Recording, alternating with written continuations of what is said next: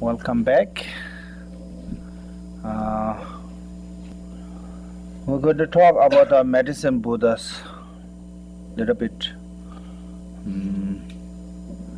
And there's a sadhana and a commentary. And I think commentary you can read in the Rosary. Yeah. And so that way I don't need to read because I'm not good reading. On that commentary is really good in that detail. So that sadhana itself, so you just can't read it. I mean, it's just, but I want to talk a little bit about the 8, or mainly called the 12 great vows of a medicine Buddha. Sometimes there's also used as 8 vows, but mainly 12. And first, when we come to the name of the Buddha, as this morning I mentioned, always name, all those Buddhas' name have to do something with their own achievement, with their own quality, Generally, there's 2 kinds of name. Name with a meaning and name without the meaning. Most of our name, include nowadays your last name too. Nothing have to do with you. Old time, your last name mean that your profession. Yeah? So that way I was asking one day, Carolyn, where's your bread? Because I heard this, I learned that Miller mean the people who make the bread, yeah? Says like Smith or Churchward, or those all last names have to do with their profession. But nowadays, most of people don't do those all things. Still, they carry on the last name. Make sense? So that way, I think pretty much these days our name not much meaningful. Nothing have to do with our own meaning. When somebody give you name Buddha, you not become a Buddha. When somebody give you devil, you not become a devil.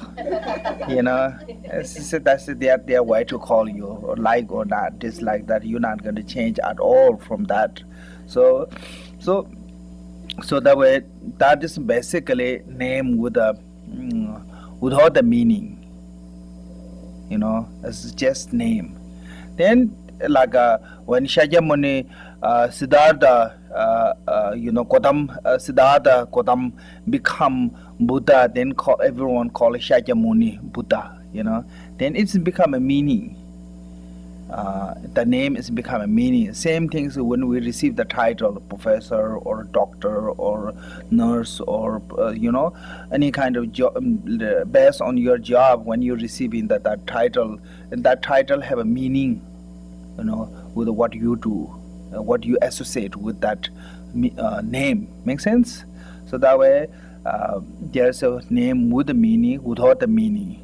I'm not saying it's a without meaning doesn't mean that literally no meaning. Without meaning mean, I think it's not kind of like not associate with you with that name. So when Buddha's name is mostly have to do with associate with that particular enlightened beings. So here is talking about the medicine Buddha. Medicine is come first, and lots of people call the healing Buddha, yeah, and heal from the unpleasant sickness. So there's basically in the Tibetan medicine talk about the more than 404 about some different sickness. I think this day there are more and more sickness coming because we using too much fertilized food, and those fertilized food chemical make new different kind of sickness. So every time there is a new sickness comes. So maybe now it's a 500 or 600 some sickness. Yeah, I don't know how many sickness there now, namely with the medicines. In the Tibetan normally we said 404 sickness. And those 404 sickness as a conclude or summarize into the 3. Plague? Plague. Plague. Yeah, plague. No, plague. Plague. Plague, bile, wind energy. Well, no, the first one's probably phlegm. Phlegm, yes, phlegm, bile, and wind energy. Yeah. So,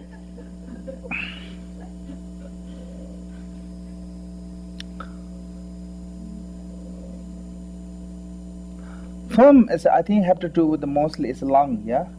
Yeah. Yeah. Bile is a kidney, lots of kidney. Wind is a maybe heart. So those are we call the principle of sickness. Main sickness is come from those three, and from there to then all other like 400 is a kind of a range on those three sickness. In the Tibetan medicine tradition, were to explain this way. So those three: phlegm, yeah, phlegm, bile, wind energy. Yeah, phlegm is a more like a, I think, kind of like more like a sleepy, weak, you know. Bile is a more like a energy, angry or so, and wind energy is a more like desire. So those three, in that way, when we explain those three, like phlegm as a original came from the ignorance. Ignorance is the main cause to create the phlegm, yeah, phlegm, and aversion is the main cause to have a bile, and attachment is the main cause to have a wind energy. So actually those three sickness are ruled by three afflicting emotion. So this is what we can see. One way we may think, oh, mentally is there is the different doctor. You know, if you have a mentally problem, you go to psychiatric, yeah, and you have physically problem, you go to a physical doctor, and specialize at the heart, liver, whatever, and there's a doctor. Sometimes we separate these two doctors. But basically, those two you cannot separate completely. Mind and body, they really relate to each other. They work together. You know, many of our sickness is made by mind. I have one. I think maybe he was patenting. I have one cousin, and sometimes he doesn't want to go to the look after the animals. And he said when he was little, he said, "Oh, I'm getting sick." Then his parents tricked him to give some kind of pill, look like a pill, something, and they said, "Oh, this is good to heal." Then he take that one, and after that, he little while he said, "Okay, now I'm okay. I go." You know, so this is trick. And many times we get that trick. You know, like I get this lots of time. When I eat food, if I feel or if I think, oh, maybe this is not clean, immediately my tongue get kind of like a what called a pimple, kind of tongue, and it's really hard, kind of like painful. And then nothing have to do with the food. It's my conceptual. When I think that way, then also I get sore throat. You know, so this is I think lots of things have to do with our mentally, you know, how to apply with that. So this is also in the Buddhism we talk about the karma. Is also related to the karma. In the everything is created by karma, include our body. We said this one. So what does karma mean? Karma is a afflicted emotion and action created by that afflicted emotion. That is called the negative karma. The virtuous thought and action which is created by that virtuous thought or devotion or positive thought is called the positive karma. So these are the two, mainly what is karma mean, the action which is created by the emotion. So here negative karma, when we talk about the negative karma, is that negative action which is created by the negative emotion like anger, attachment, hatred, jealousy, ignorance, such that those things that then will create what called physically engage to the negative action. So so same thing as with the what called our physical body and mind is how related to is that way, like what goes with the body, mind can feel what what goes with the mind, body can react with that, you know. So like when we get sick or when we are not healthy physically, mind is also becoming weak, mind's kind of becoming slower, you know. You couldn't think straight, you don't have good energy mentally, you know. Then when your body is some certain things or mind is a certain emotion goes, then body react with that way. Like when you are sad, tear comes. When you are happy, smile. That naturally happen, those things, you know. So that is how related to the body and mind together. Whatever goes with the body can feel by mind, or whatever goes with the mind can react by the body. So that reason, lots of our sickness also related to our emotion. When you keep the positive emotion, then you get less sick. When you get the negative emotion, you get easier to sick. I think that is pretty much everyone knows. If you notice, you know. So, so that way, when we talk about the medicine, it's not only talking about the physical medicine. It's emotionally, you know. Because this is have to do related both mentally and physically are kind of like combination of together to we get sick. So that reason mentally when you get too strong ignorance, you may get the phlegm, yeah. And mentally when you get to that too much aversion, you may get the bile. When mentally you become too much desire, you may get to the wind energy. Wind energy is basically we have the wind. I think I'm not sure Western they talk that way. Yeah, basically we have the wind in our body. When wind is go too high, and it causes a problem. That wind energy. Same thing is our in the Vajrayana meditation. Lots of people get crazy because that's the wind energy cannot control. You know.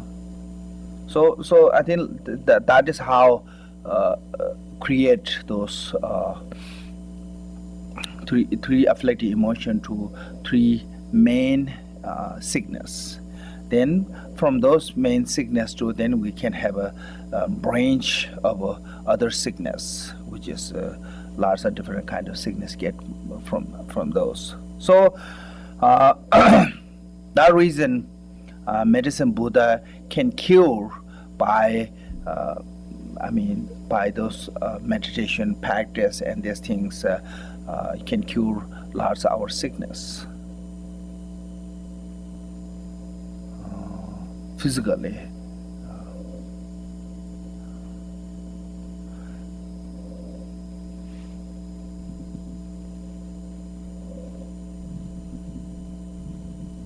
So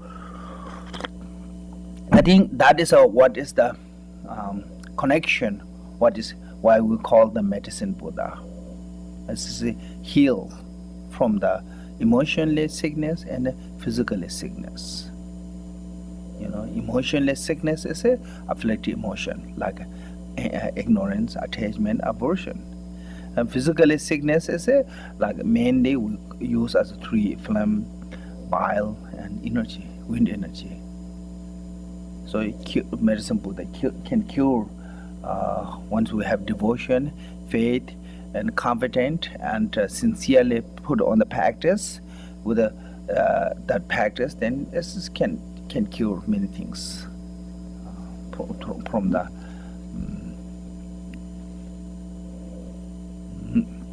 Then, when we practice in medicine Buddha, most of the time we visualize ourselves as in the front of a medicine Buddha. Medicine Buddha is in front of us. And medicine Buddha is surrounded by the other 8 Sugatas, 7 Sugatas. They are around the medicine Buddha. Principle is a medicine Buddha. And medicine Buddha, there's 2 Bodhisattva mainly. Like Shakyamuni Buddha have 2 Arhat, Shariputra and Moggayana standing next to each other, next to Buddha. Same thing is the medicine Buddha. There's 2 Bodhisattva. That is a separate medicine Buddha from the other 8 Sugata. One is called the moon, shiny like a moon, and one is called the shiny like a sun. Those are Bodhisattva's name, and those 2 standing medicine Buddhas. When we're practicing medicine Buddha, basically what you visualize is yourself, and also include the particularly whom you are practicing. Like for example, some relative gets sick. I visualize you and that relative, and in front of you visualize the medicine Buddha, kind of vidriya color. Right hand is with a great giving mudra and holding the medicine tree. Left hand is a meditation, holding the begging bowl, and all the other 7 Sugata is surrounding, and from their body to eliminate the great wisdom light, healing light. And that healing light deserves to you and the particularly person whom you are focusing on that practice. So put on those include, and that healing light comes and cure, especially if there's a particular sickness have, the light deserve on that area to cure that sickness. Just visualize that way and recite the mantra. That medicine Buddha's mantra. Khenpo, the text talks about the Sagatas being on the east. Yes, that's the pure land is the east of us. So in front of us. Basically always in front of you, any time. But this east is talking about the pure land. From here, Okay. From this is the center, and the Buddha Amitabha is the west. So this is like it show that which direction that pure land is. Okay. Yeah. So that way each Buddha have their own pure land. So this pure land is a east from here. That Sugata, that medicine Buddha is their pure land is east from here, the east of Jambudvipa, east of us. Got it. Yeah. It's not the visualization. No. It's the location of the pure land. Yes, location of the pure land where it is. Actually, I should read a little bit from the Medicine Buddha Sutra. Thus have I heard. This is a talk. I think this is Ananda. When they, have what called the seminary or whatever called after Buddha passed away, they did gathering all the monks and they try to recite them what Buddha taught, what is read. What called counselor? Council. Yes, first council. And Ananda was repeating, and he said, "This is Ananda's word. Thus have I heard." What this means? Thus have I heard. It means he didn't have that pure, completely realization. He just heard this one, so he is repeating what he heard. Because this is a Mahayana Sutra. Ananda is a Theravada Hinayana practitioner. That way, this is not his main practice, but he's saying, "I heard this one." Buddha said this way.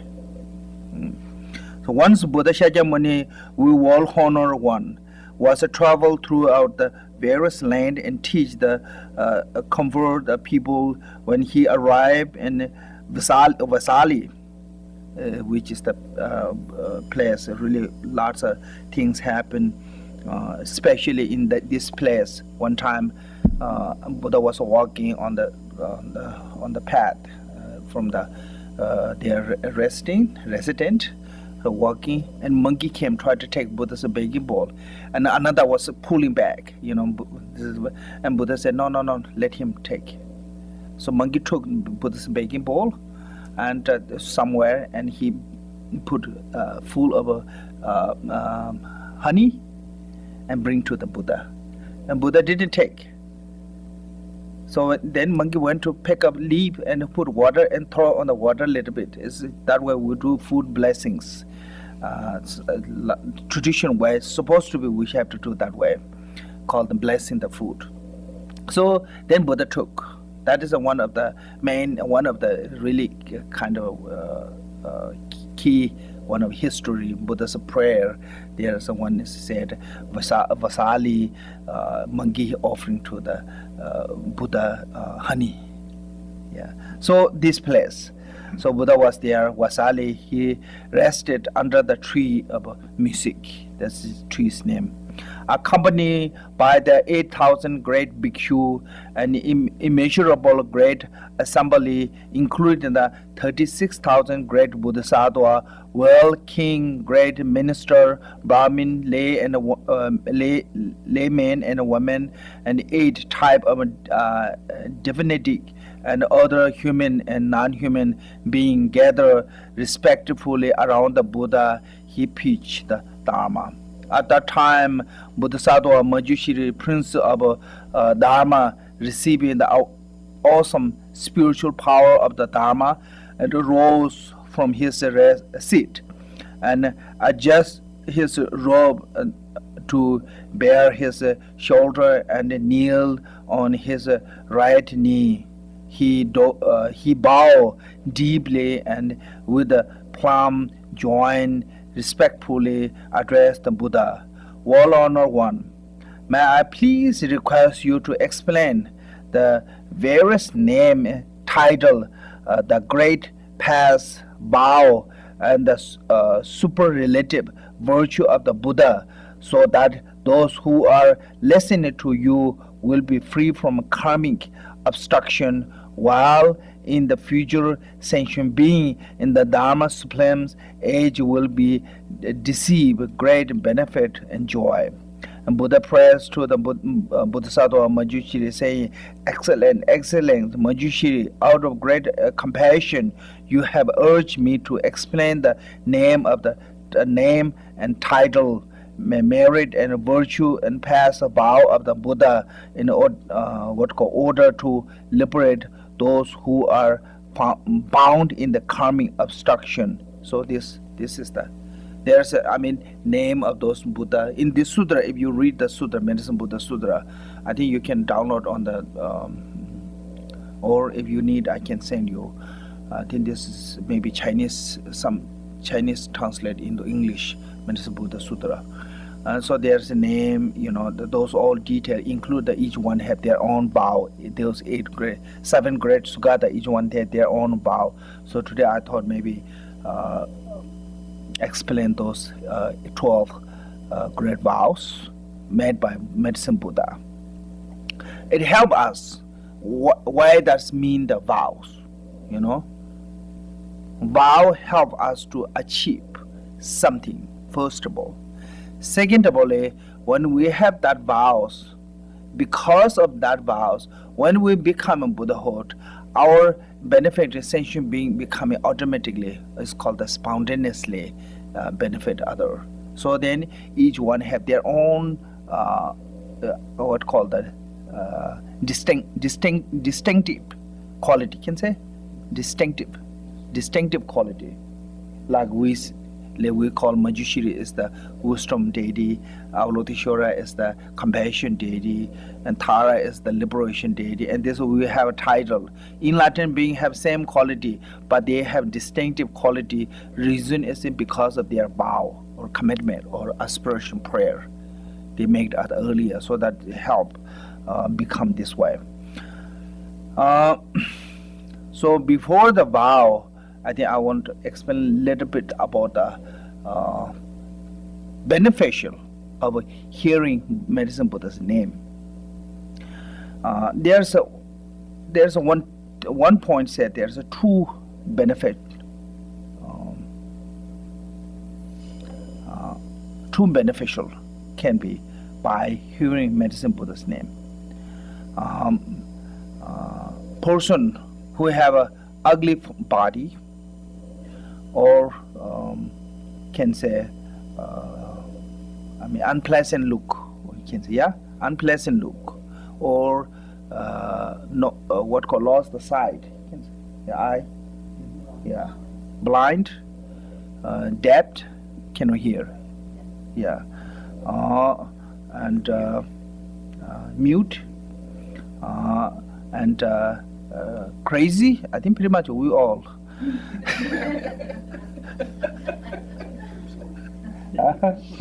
Mentally stable, unstable, and also various different kind of sickness. If they hear Medicine Buddha's name, they can cure from those all unpleasant circumstance, include all the sickness. That is one benefit. Second is also when they are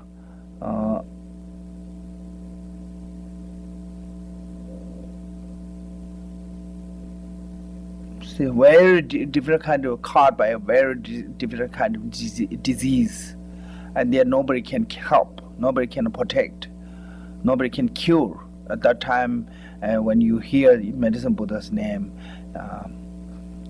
you can have a better chance to free from those. One that is the when Medicine Buddha is basically talking about the two. Now here's another beneficial by hearing Medicine Buddha is there's another explained as a 7. I think this is Shakyamuni Buddha explained.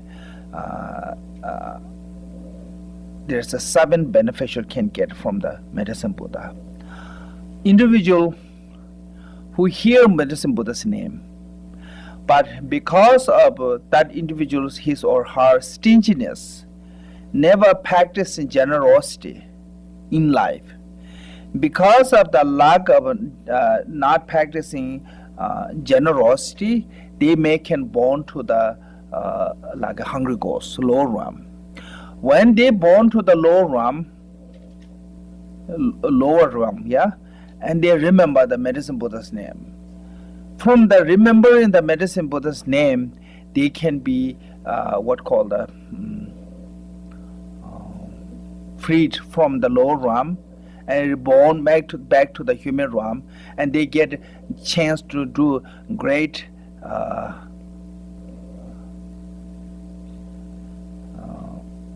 practice of the generosity. In Tibetan word, we call the when somebody have great generosity, we call have courage to give. As some people have a lot, still have no courage to give. Some people even have little, have great courage to can give even the little one. Make sense? So giving need a great courage.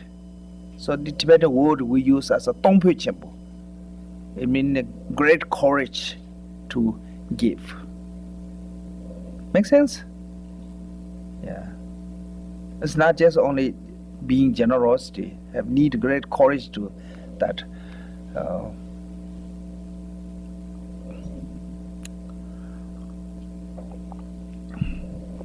So that person can become like that. I think one. And the second one is someone took the precept, vow, and then broke the vow. Or some took the precept but not have educated, so don't know how to practice. Or someone took the precept but have a great arrogance. Make sense? Great arrogance of I have this precept. So based on your precept or vow, if you have this kind of condition, broken or misunderstand or arrogant on your vow. Because of that, you may can born to the lower realm.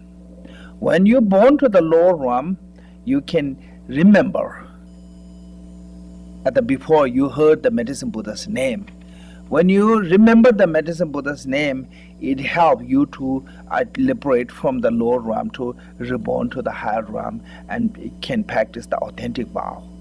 So that is second one.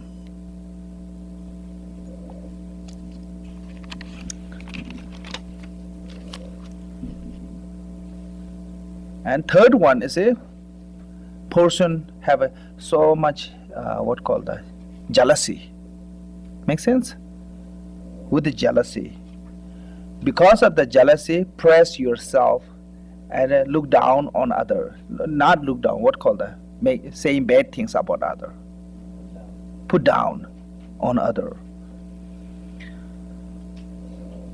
And they can be, those with this kind of attitude being can be reborn in the lower realm. When they born to the lower realm, if you heard medicine Buddha's name when you are in the human life, then you remember the medicine Buddha's name and it help you to liberate from there to again reborn to the higher realm. So those are basically talking about the when we create a certain different karma, and from that karma too we can face the consequences.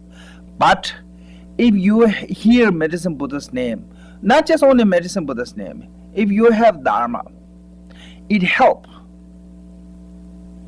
to purify quicker. This is we said at that moment when engaged into the action, with the knowing or without knowing, which is heavier? Yes, heavier, yeah? But the long period of time, which is heavier? With the knowing, without knowing? Without knowing becoming heavier. Because with the knowing, even at that time heavier, but once you have done that one, you sincerely have a regret with that. Make sense? That regret make you try to fix that. Even like when you done something bad, then later you remember, then you feel really bad and immediately try to think about the Dharma or something. So that reason we said, intelligent being, even make the great negative, it become a light. Stupid beings, even make a small negative, it become heavy. Because that person have no knowledge of what they have done. Because there is no knowledge of what they have done, they don't have any what called regret or any of those sins. Make sense? So they are never going to be purified on that.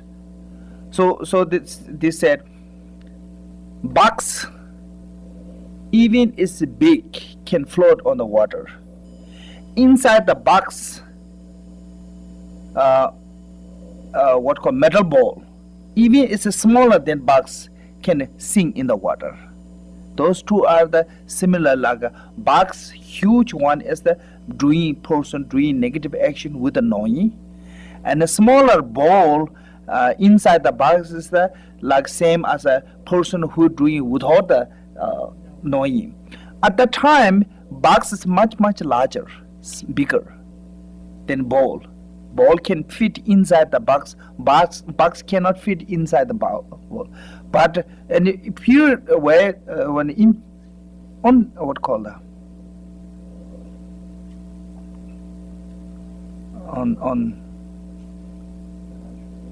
Eventually, box becoming lighter. The ball is becoming.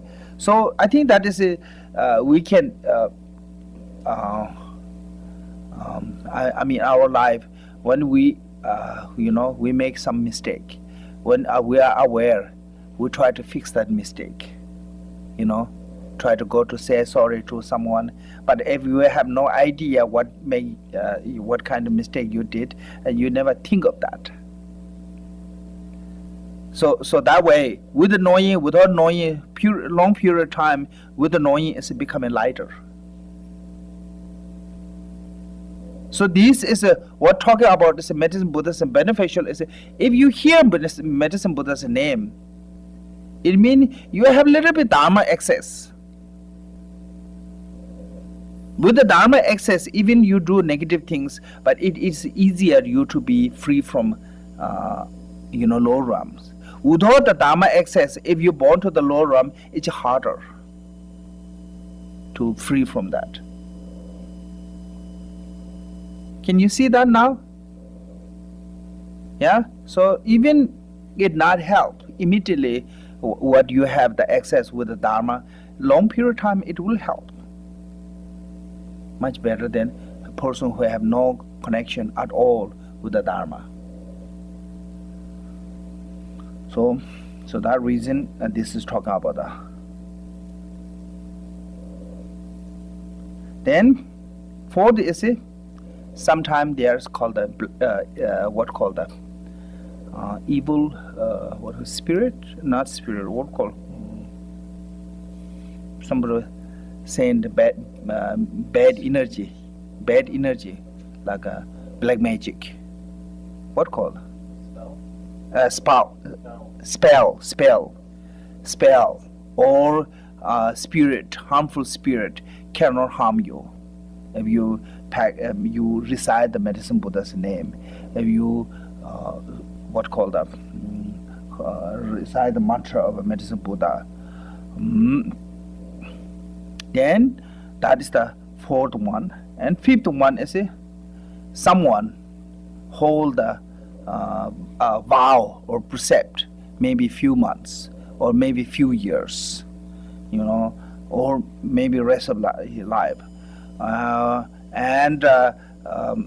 With that vow, if you pray to reborn in the Pure Land or Sukhavati, Pure Land, Devajan, when you died, all the great 8 Bodhisattva and they come to in the intermediate state help you to take to the Devajan, liberate you the Devajan because of what you did prayer and took the vow or precept. That is the fifth one. And sixth one is when you hear the medicine Buddha's name, you may born to the higher realm, God realm. From the God realm too, you get chance to born to the higher realm of the human and different, like a king, a university monarch, and from that too, you get great chance to accumulate a great merit to liberate. Then, seventh one is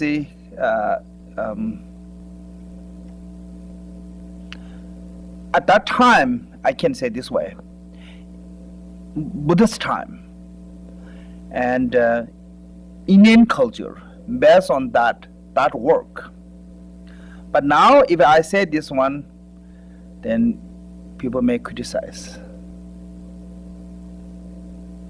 So basically here said from the female to when you are female, you may born to the male. One thing is I can say this one, so when Buddha was there in India, female are not that much fully human being. Even nowadays in the culturally,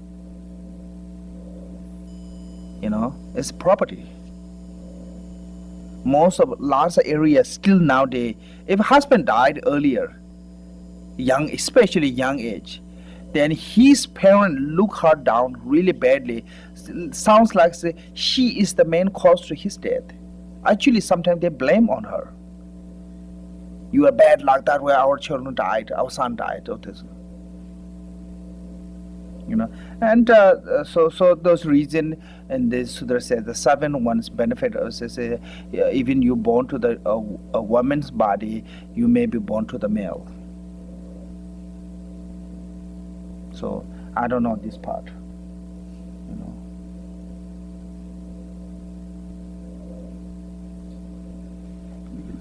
But maybe you'd be born in the West.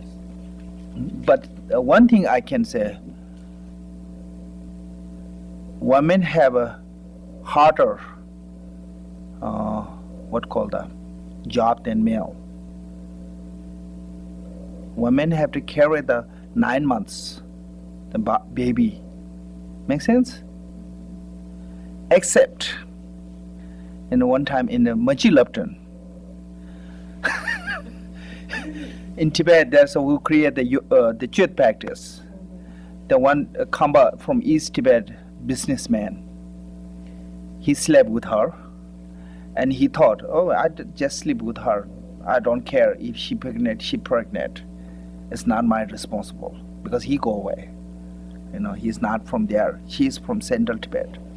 So he slept with her, and with that thought, really like negative thought.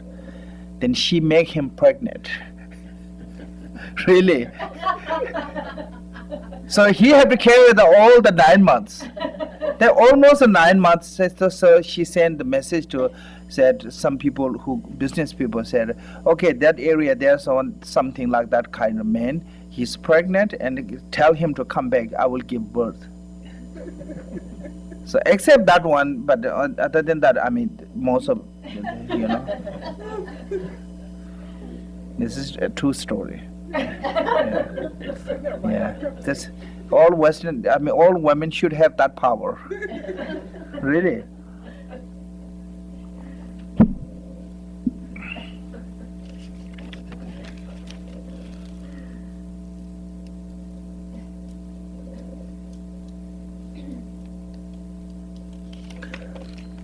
That is it.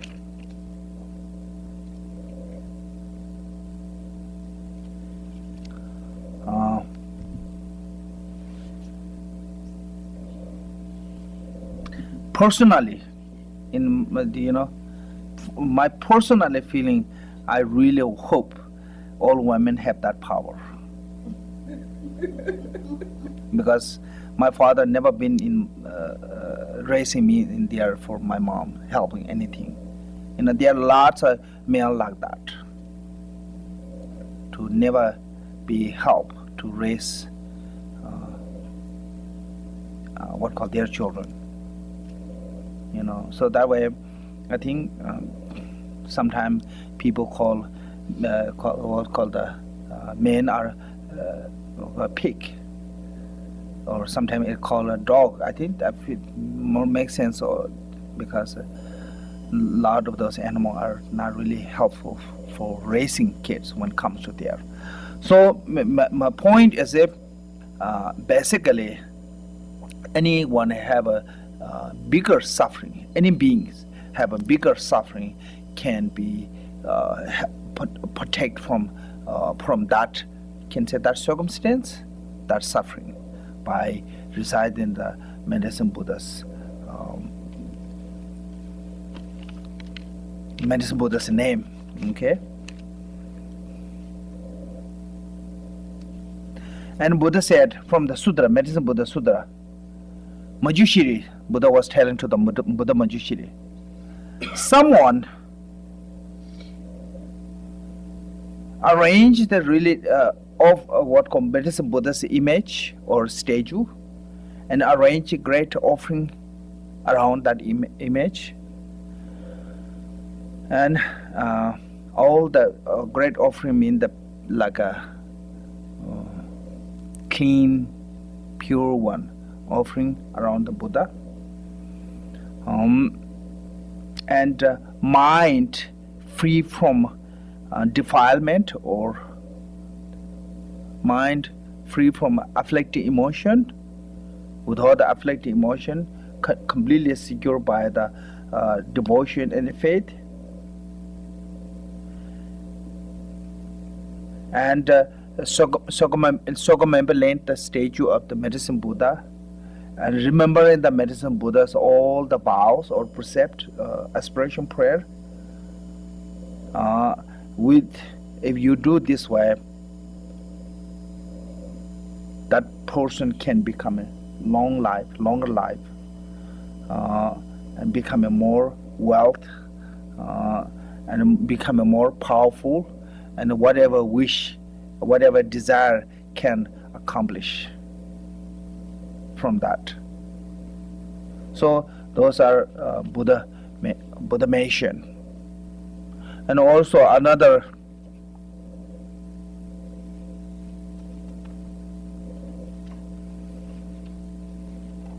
one commentary I think mentioned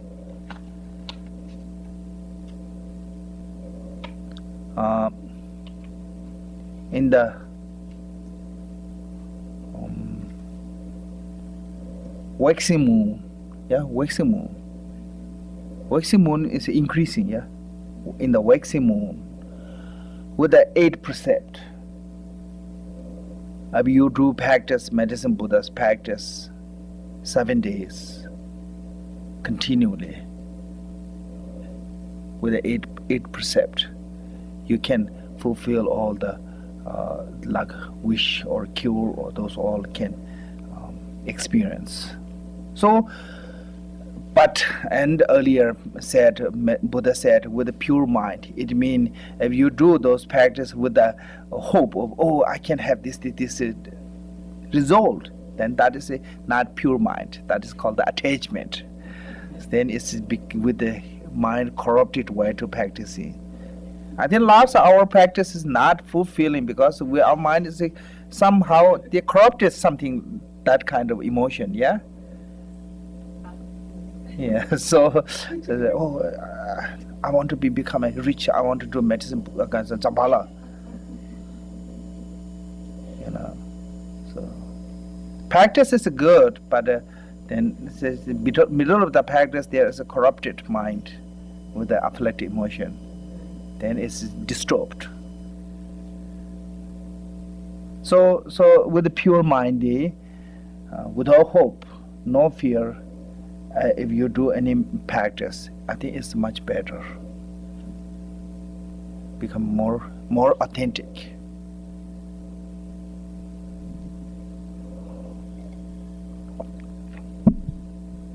I don't know this is true or not. There is we have one in Tibet joke. Somebody died in the family, and they invite one Lama. Then Lama have an assistant, of course, his personal assistant. Then those Lama and assistant, they took the small young monks or the small monk with them. So they do prayer in the dead body, in the house. Then Lama's target is when I done this prayer, they have really nice horse. I wish they give me that horse for offering. He's not thinking about the dead body. He's thinking about the horse. That would be nice if give me horse. Then the assistant saw another animal. Said, that is a really nice one. I wish they offering me that animal for my prayer. So they are really focusing on those animals. But then the young monk, because he's at the front of the dead body, he was so scared. So he was sincerely chanting, because of the fear, make him scared. So he was sincerely really chanting. Then the dead body arose. He gave kata to the Lama and said, family, Lama is wishing to the horse, give him horse. This assistant is wishing to the zo, is Tibetan, between the yak and cow. Wishing to the zo, give him the zo. But this is who really liberate me. This is liberating me so he offering that kata to that young monk, because he is not really powerful and liberated or something, but he is really sincerely chanting whatever he chanting, based on the fear. Make sense? So he have known that what called the fickle mind, fickle mind, no, fickle mind.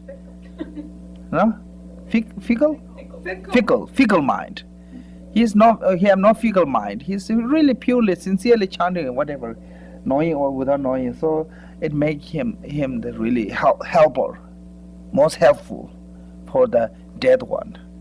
So that is how we should do our practice, So if you do that one, any deity give you all those results. It's not, you don't have to go to, oh, today I'm not feeling good, I want to do medicine Buddha. Oh, today I need to do some business, I want to do Tara. Or today I need to do study something, Manjushiri. You don't have to go like that. You know, like today Italy, tomorrow, you know, Mexican, day after tomorrow Chinese or something like that. You know. You know, you don't want to get one food every day; it make bore. So we same things we do our practice. Oh, I did this a long time. Now I want to change my practice. So that is what medicine Buddha's hearing name or practicing can get benefit. Make sense? Yeah. So there's a medicine Buddha make 12 different vows. I think we announcement said 8. Sometimes they mention 8 too, 8 or 12. So, but namely there's come the 12. So I maybe try to, most of it I think similar. I vow, in the first one said, I vow that in the future life, when I attain the supreme perfect enlightenment, brilliant ray will shine forth from my body, illuminating the infinite, countless, boundless realm. This body will be adorned with the 32 mark of the greatest and the 80 auspicious characteristic. Furthermore, I will enable all sentient beings to become just like me. So this, when medicine Buddha was like, before to become a Buddha, this he did prayer. So that way I always said, normally we always need auspicious aspiration prayer. We always need motivation. That time he wasn't like this. He have no major and minor mark. He have no bodily light and nothing. He cannot help, but he want to become like that. Until I become that one, I'm going to be stay in the Bodhisattva path to continue to practice. So we make that vow. So that help us. Why we are here repeating that one is help us. You know, even today we not become what we wish. We make commitment and hold that commitment continually. We will become that. We will achieve that one. Sooner or later, anyone can have that chance. We all have the same nature. Buddha's nature of the Buddha's nature and our nature is no different. It's not, that nature part is never changed.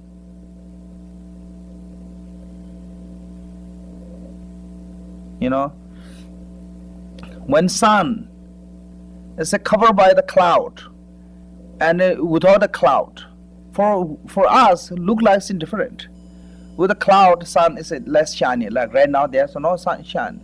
Sometimes if clouds are too thick, it becomes really dark. It doesn't mean the sun's light is gone.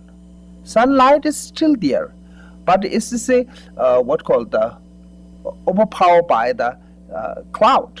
So that way it couldn't shine. Same thing is we have that Buddha nature, enlightened quality. But right now it is not functioning because it's obscured by the defilement or imputation. So that way, here what giving us is if we put this kind of effort, aspiration, prayer, commitment, we can achieve that too, like what medicine Buddha achieved.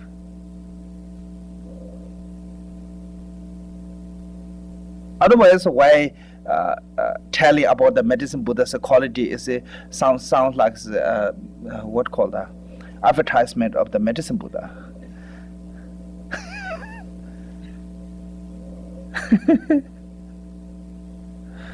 This is not. This is giving us a lesson. You may not. When medicine Buddha making this vow, he wasn't this medicine Buddha what we know right now. You know, he was an ordinary being once time. From ordinary to become that this kind of vow he make. That help. And when we making vows, okay, this is it. I think you have to know. When you want to make any vows, don't make so much. Once you make that vows, try to stick with that. Once you make one kind of commitment, anything, don't say too much. Like even the normal, ordinary way, don't say too much. I will do this one, I do this one. You say so much last thing, oh, I will do this, and you never do it, then people lose trust on you. Then people, now when they're going to trust on you, then people, even you say, I'm going to do this, nobody going to believe on you. Make sense? So this we lose our value and become a really bad habit. That is, losing value doesn't matter. That's not a big deal. What other things, but becoming ourselves a bad habit.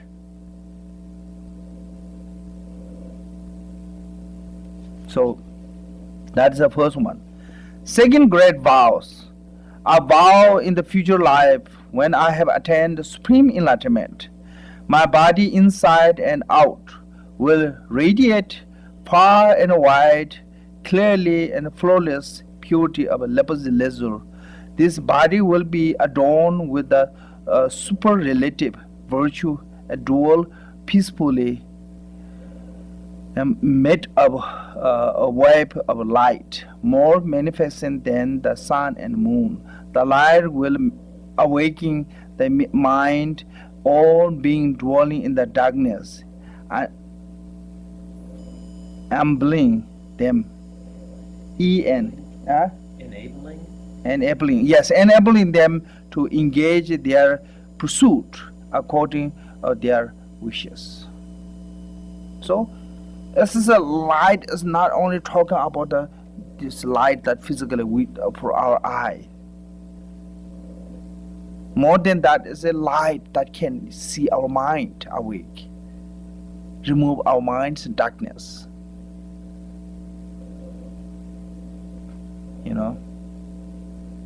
I think in the English called the lightning or sometimes it's somebody clear, maybe not enlightened. That's different. Enlighten me. So I think that's kind of similar, awakening from the light. So okay, so third vows. About the future life when I have attained supreme enlightenment, I will with the infinite wisdom and skillful means provide all sentient beings with the inexhaustible quantity of good and good to meet their material need. They will never want for anything. Material need. They will never want to for anything. So we have to think about that. What is the material need? And they never want to anything.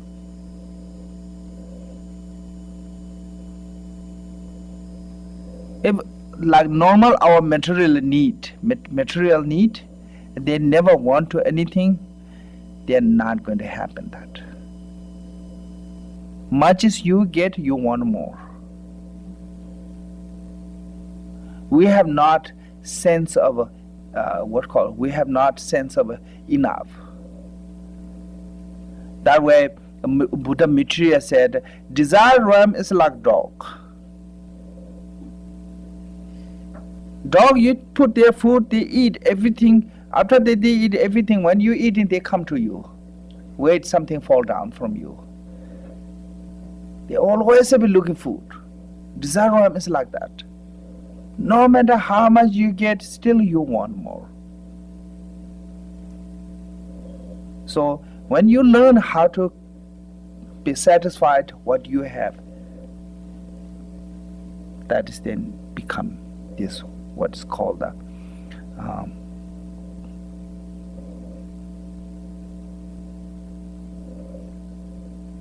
the material need, meet with their material need.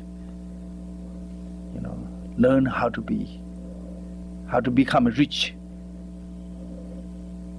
how to be rich. In Tibetan we said, if you don't have debt, you're rich. Debt, you're rich.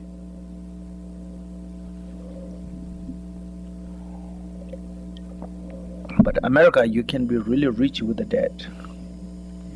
So I don't know that part.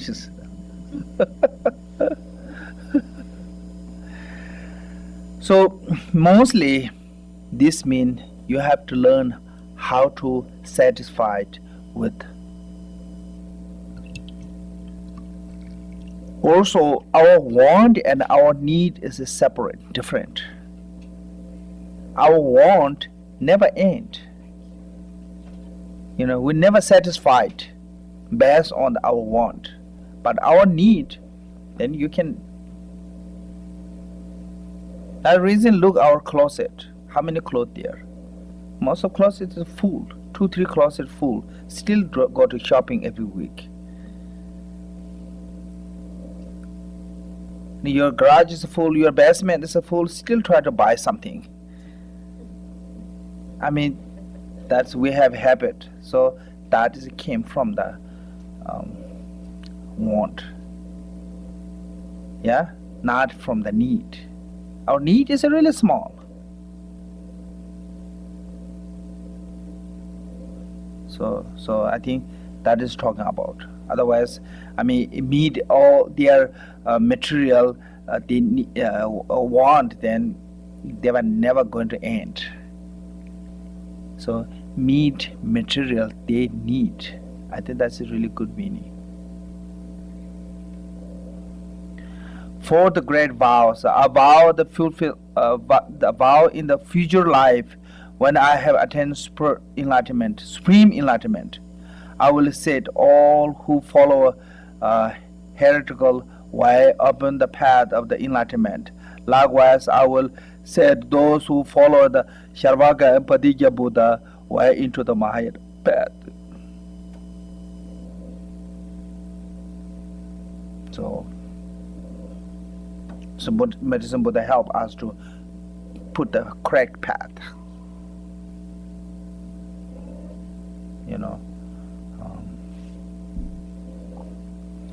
Until a vow that Medicine Buddha make the vow, until sentient being find the perfect, excellent path, and that path lead them to complete enlightenment.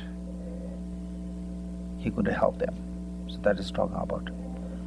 Then fifth one is, I vow the future life when I have attained supreme enlightenment.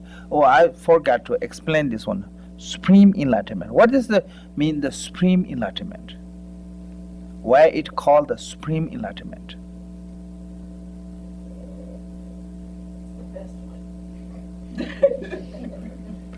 Why it is the best one?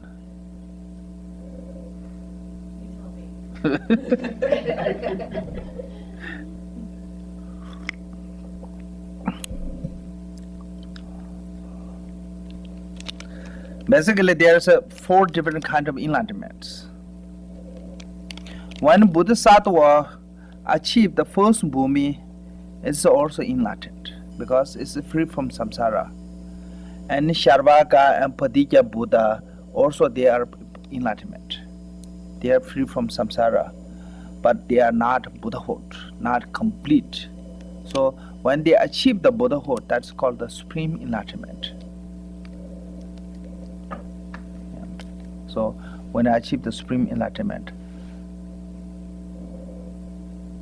I will help all the countless sentient beings who cultivate path of morality in the according with my dharma, to observe the rule of conduct, precept to perfection in the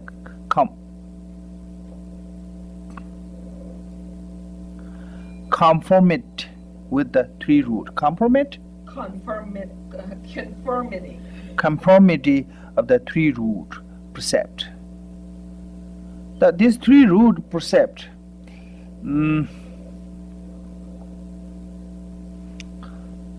I think one way we said the three root process. Sometimes we use as a Hinayana. Is it what called the process Vinaya, Mahayana is Bodhicitta, and Vajrayana is Tantric. But I think this is not talking about those three roots. This is talking about the Bodhisattvas three what called three precepts. Well, the Bodhisattva's three precepts is called, one is first is called the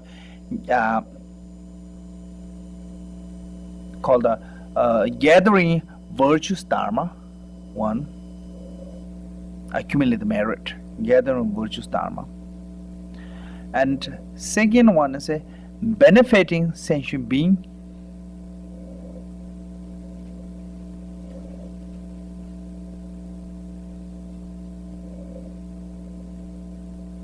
Two. Third one is a controlling transgression. These are called the three precepts of Bodhisattva. I didn't talk about those three precepts. What the three root of precept mean.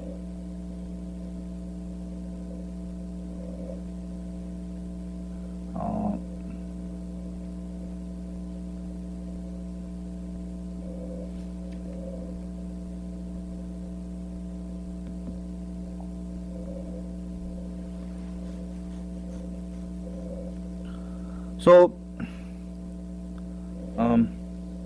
getting the virtuous dharma mean the like generosity, morality, ethic, patience, perseverance, meditation, concentration, all of those wisdom, whatever I can accumulate the merit. Yeah, so whatever we can do, and benefit sentient beings. Second is mean the helping other sentient beings. Whatever we achieve the quality that is help used for help other sentient beings. Then third one is a controlling the transgression, as a kind of like making a vow that not going to engage any of non-virtuous action, avoiding the non-virtuous action. Yeah. So those three are the three precepts of Bodhisattvas. I think that's talking about the three root precept. Even though guilty of disparaging or violating the precept will regain their purity upon hearing my name and avoid descending upon the evil path.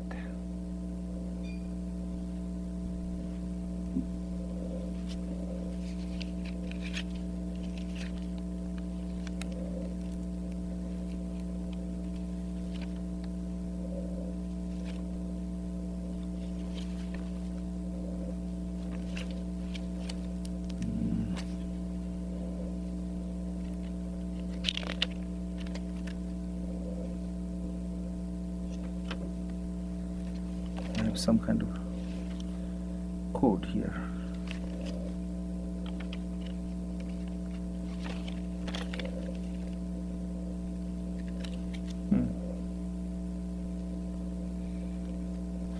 Okay, never mind.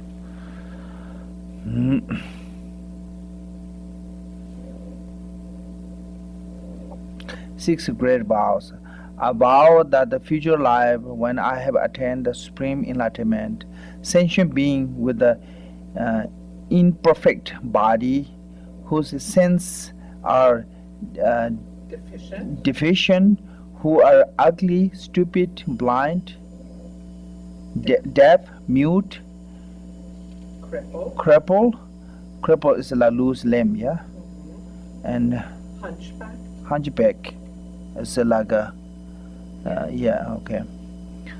hunchback, lepers, in sense of suffering from the various of other illness, will be upon hearing my name, acquire well formed body, endowed with the intelligent with all what a sense, in fact, they will be free from illness or sufferings.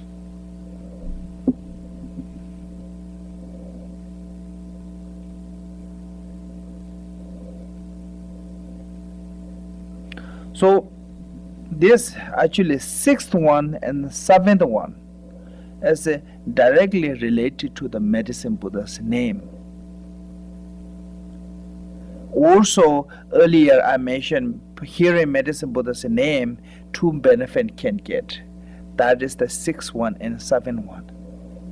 Sixth one is physically they have a kind of like what called unpleasant, can cure from that.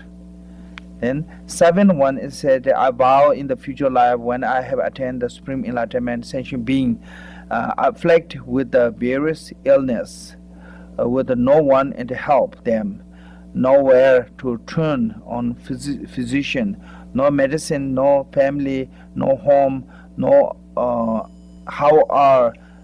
who are destitute and miserable, will be soon as my name pressed through their ear, they relieved all of their illness with the mind and body perfectly and accounting, they will enjoy home, family, property, and abundance, eventually realize the unsuppressed supreme enlightenment. So also this is showing us health is important, being healthy.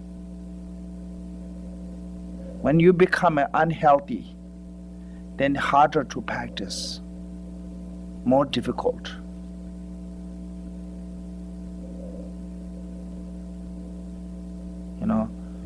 I think so it helps, as earlier we discussed, how related to the body and mind. When body is becoming unhealthy, mind is becoming also what called more clouded.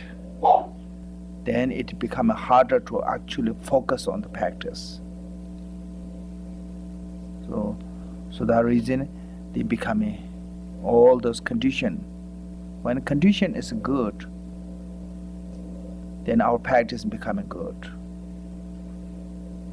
When even you have interest, you have ability, when around us condition is not good, it distracts our practice sometime. At that time you need more strong what called perseverance, stronger what called determination. Yeah, at that time especially, and that time actually also you can examine it, how good your practice is, how strong your practice is. So because sometimes people think when things not go well, things go to their way, and they think, oh, maybe this practice is not working for me, I maybe stop. So many people feel that way. Shouldn't do that. This is a good test. Everyone go through that, include the great master. Somehow I heard the Shakyamuni Buddha was passed by food poison. Milarepa passed by the food poison. There are lots of masters get sick when they're practicing. So this is that kind of, have to go through that kind of challenge. If you can fight with that challenge without giving up your commitment, without giving up your practice, without giving up your meditation, that is the sign. Practitioner, when you're practicing at the beginning, when you're practicing, you are practicing becoming really good. At that time, also sometimes your afflicted emotion is increased.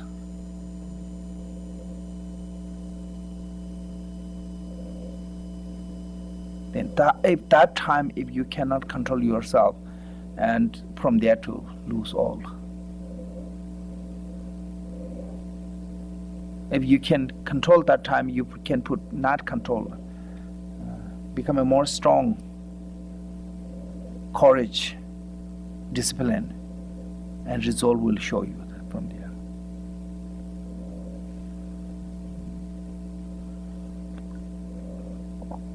Lord Jiten Sungha said, practitioners especially go to a long period on the retreat. Certain point you become a really strong afflictive emotion. Anger, attachment, aversion, those become stronger. When you get that point, you need great effort to practice. If you not put great effort, you may lose everything. That is kind of like a, kind of like final test. If you can pass from there, then everything go great. If you not pass from there, that is kind of like border area, I think. So that way, so it can be meet with a larger challenge when you are practicing. That challenge is not necessarily you're making some mistake on your practice. You're not making any mistake on your practice. It just come. Time individually different. Some people not get that one, but some people get that one. And that time you need become a more kind of aware of your meditation. You become a more courage, effort, stable on your practice. 8 great vows about the future life when I have attained supreme enlightenment. Those women who are extremely disgusted with the 100 afflictions that befall women, wish to be abandoned their female form, will be open hearing my name, all be reborn men. They will be endowed with a noble future and eventually realize the unsurpassed supreme enlightenment. I don't know, I didn't say this one.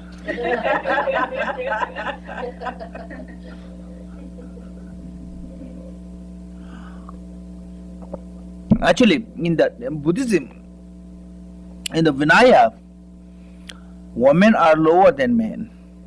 That's true. Lots of people criticize on that. Vinaya is based on the common people's, So that way, at that time, culturally in India, women are much lower than men. Lots of women not allowed to go to temple. Lots of temple, women not allowed to go. So that kind of, even that time Buddha gave to equal kind of, almost equal right to women even can become, ordained. And after that, women can have those titles, like we call the Khenpo and those all. Buddha gave at that time, same equal title. But still,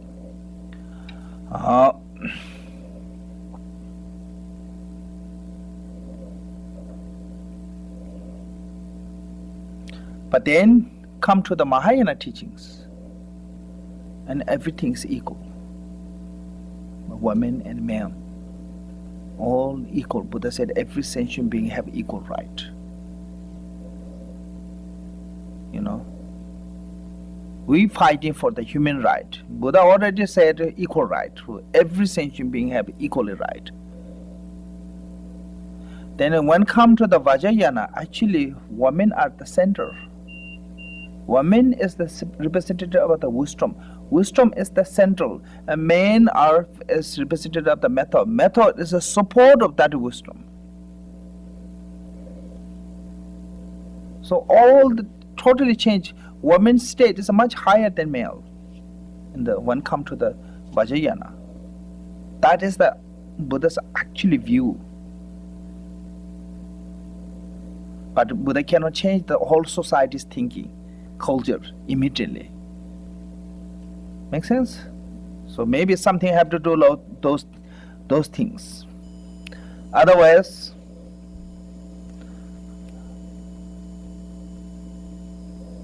what called the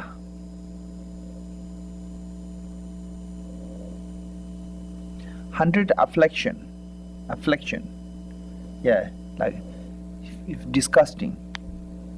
Doesn't matter. Shantideva said, human body is like filthy leather bag. All human are like that. I mean, nothing is clean. No matter how you cherish, when you died, they throw away you. You know. Then we think animals are more cleaner. We try to keep the skin. We try to keep the head. I mean, you forget about the eating meat part. Is still some part is we keep from animal. So it's equally filthy. All human beings. Doesn't matter physically. It makes sense. Yeah. So ninth great vows about the future life. When I have attained the supreme enlightenment, I will help all sentient beings escape from the demonate and free themselves from the bound of a heretical path. Should they be caught in the thicket of the wrong view, I will lead them to correct view, gradually including them to cultivate the practice of Bodhisattva and swiftly realize supreme perfect enlightenment. So now the question is, what is wrong view? What is correct view? Nobody think their view is a wrong view. Everyone think my view is a right view. Yeah, I mean, basically we think that way. That causes us to argument.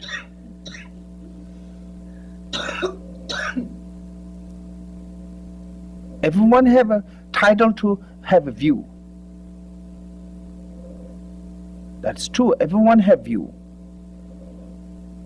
So you cannot say yours is a wrong view, mine is a right view, based on what you believe. Make sense? So in the Buddhism way, it is a wrong view or right view. If you try to achieve the happiness from the action of non-virtue, that is a wrong view. If you try to pursue the happiness from the virtuous action, that is a right view, relative level. Yeah? If you try to make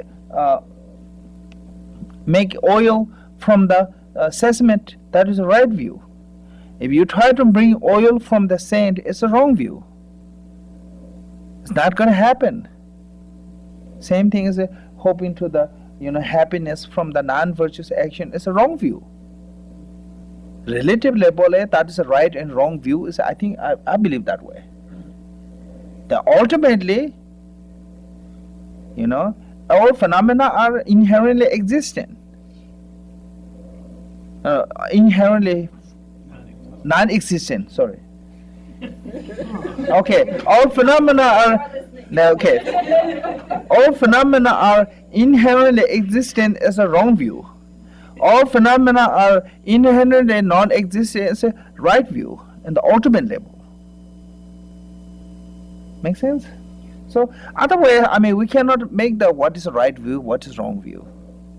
Everyone have a view, and that work for themselves.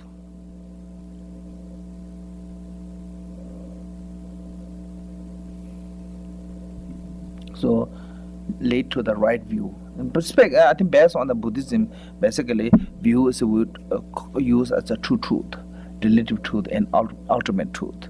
Relative truth is believing on the law of causality, karma. What goes comes around. If you do good, it result is give you good. If you do bad, engage the bad action, the result is give the bad. That is everyone. So then ultimately, all phenomena are empty of inherent existence.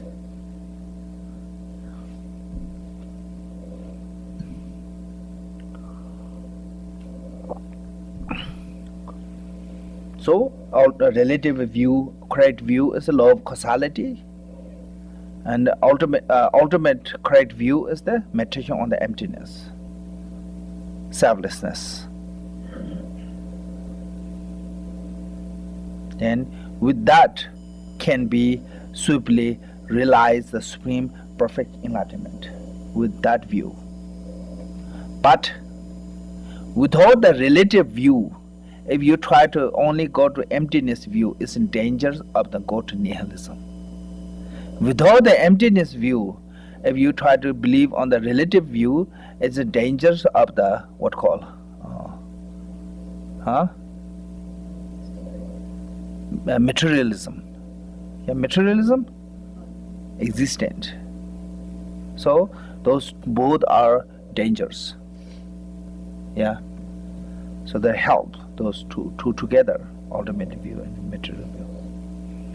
Ninth grade view, vows. About the future life when I have attained the supreme enlightenment. Oh, that's already said. 10th grade vows about the future life when I have attained the supreme enlightenment. Those sentient beings who are shackled, beaten, imprisoned, condemned to the death, or otherwise subject to the countless My phone is dead, sorry. miser, miseries, Yeah, misery of the humiliation by royal decay, and who are suffering in the body and mind from the oppression. Yeah. What is oppression? Pressure. Okay. Need only hear my name and free from all the affliction. Thanks to the awesome power of my merit and virtue.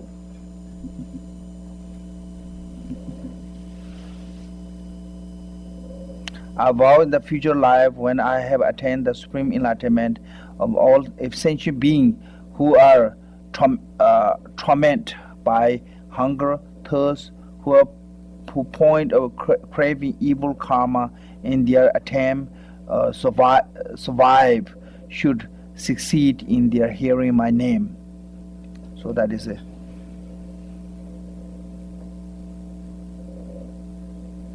Earlier, I think I mentioned this one. It's 7 benefit from Buddha mention. Then 12 vow is the last one. So now you are happy. This ending of the torture of my reading. About the future life when I have attained the supreme enlightenment of sentient beings who are utterly destitute, lacking clothes or protect them from the mosquito and flu, heat and cold, are suffering day and night, should hear my name and recite the single-mindedly, the whole face to their wish will be fulfilled. They will immediately receive all manner of exquisite clothing, precious adornment, flower garland. Wow, that's good. Increase the powder, they will enjoy the must be entertainment of their heart contents. Manjushri, these are the 12 supreme vows made by the world-honored medicine Buddha, leprosy lazuli, radiance, Tathagata, Arhat, perfect enlightenment. When he was cultivating Bodhisattva's path. Make sense now? So that way earlier I said, when he making this vow, he was a medicine Buddha. He was just Bodhisattva. He doesn't have those all qualities. He make that vow and he achieved that one. So we should make the goal and we should make the aspiration prayer. One day we can become that. So our aspiration prayer, when somebody asks you to do prayer, you may think, oh, I don't think so. My prayer don't work that much because I don't have that quality anything. If you do sincerely, it will work. include the making this kind of a commitment or a vow or a prayer. You can call this a vow, you can call this a prayer, this you can call this aspiration prayer, anything, it's the same. So that way, even our is not working right now, it will work in the future. And then that is how all the Buddha's activity becomes spontaneous, yeah, effortless. Effortless is come from the effort. Effortless never come from the without effort. Yeah, when you put effort, it becomes effortless. When you are driving first time, you have to put both eye, both hand, all 100% of your focus on the front here. Even you lose a little bit attention, car go with you. Yeah, but once you become a really what called that used to it, then you can do lots of texting. I saw one time in the car, one person. I'm not saying that's good. You know, one hand is holding the cigarette, other hand is holding the cell phone. I don't know how driving. It's crazy. Most of they can manage that one without the hitting, crashing. But it's a danger. I'm not saying that's good, but it will become effortless many times. Like now, when you walk, you don't need effort. You don't need to think, oh, my right foot is in the front. Now I have to put the left on the front. You don't have to think all of those. Now it's a spontaneous, it's happened because you put effort.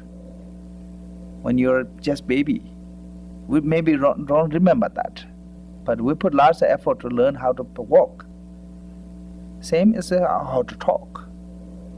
When I was learning English from the beginning, I have to think every single word.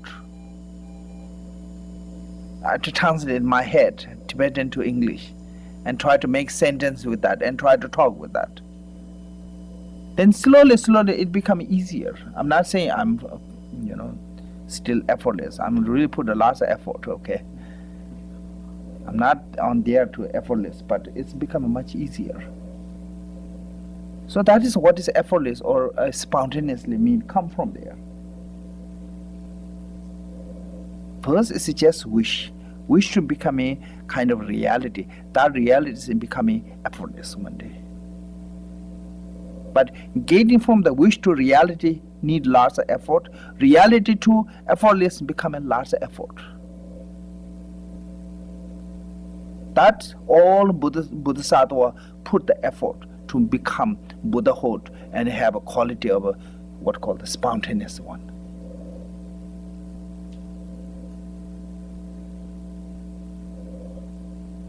So that reason we should